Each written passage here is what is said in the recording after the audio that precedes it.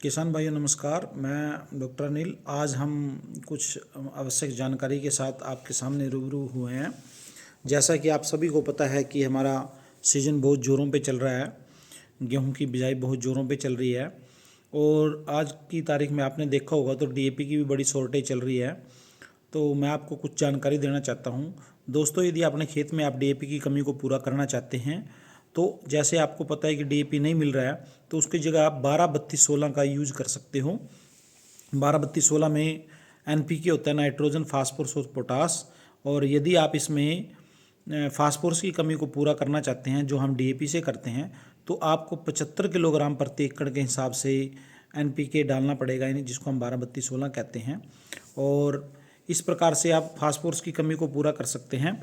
और रही बात यूरिया की, तो आप 110 किलोग्राम यूरिया इसके साथ अपने खेत में डाल सकते हो। और दूसरी बात करते हैं हम सिंगल सुपर फास्फेट की।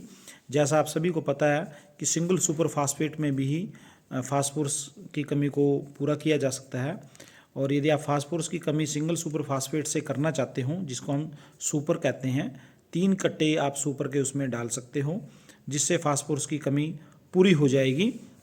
और इसके साथ आप 130 किलोग्राम जो यूरिया है वो डाल सकते हो।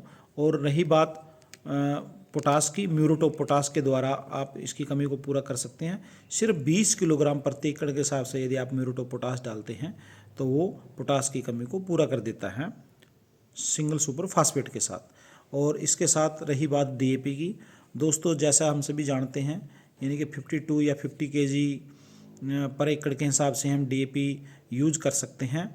और डीएपी के साथ यदि आप साथ में यूरिया डालना चाहते हैं तो इसके साथ आप 110 किलोग्राम यूरिया डाल सकते हैं।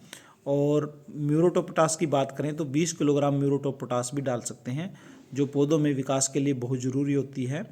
ये हमारे बहुत सारे काम आती हैं। इसके अलावा यदि आपको लगता है कि डीएपी की हमारे खेत में कमी है तो बाद में आप चिलेटेड जो हमारा आता है उसका स्प्रे भी कर सकते हैं।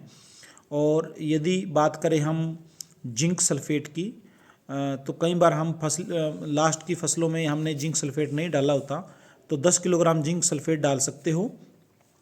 जिंक सल्फेट 10 किलोग्राम प्रति एकड़ के हिसाब से आप जिंक की कमी को पूरा कर सकते हैं।